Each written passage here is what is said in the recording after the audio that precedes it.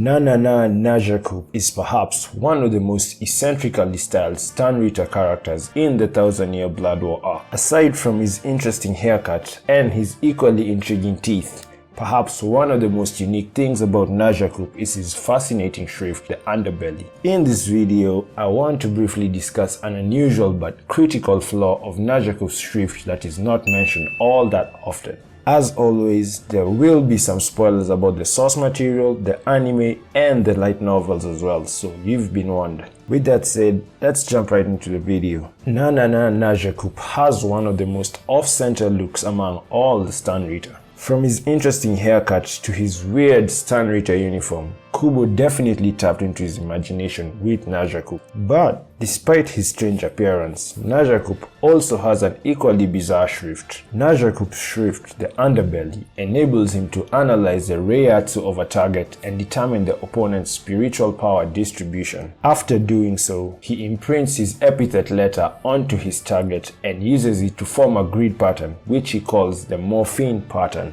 This grid essentially allows him to pinpoint the holes in a target's reiatsu and attack them, increasing their size until the target's reiatsu is depleted. This ultimately ends up paralyzing his target, and for weaker targets, it may knock them out cold.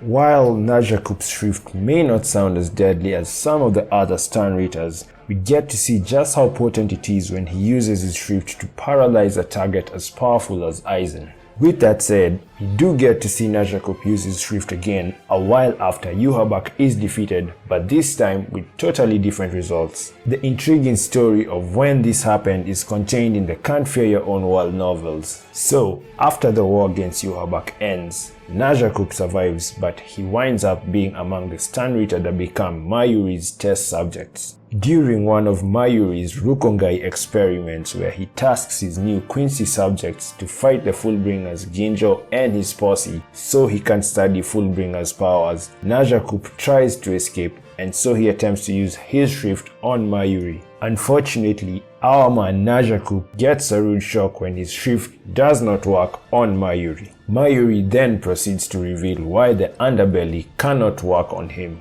Mayuri explains that he changes his reiatsu pattern every second, and therefore there is no point for Najahkoop to observe him because he will not be able to keep up with the fluctuations. So yeah, our man Najahkoop's escape spectacularly fails, but this somewhat sad but funny interaction reveals the Underbelly's major chink. Aside from a frequently changing reiatsu, it seems the only other possible counter to this schrift could be the oaken robes, such as the one Byakuya got from his time at the Soul Palace.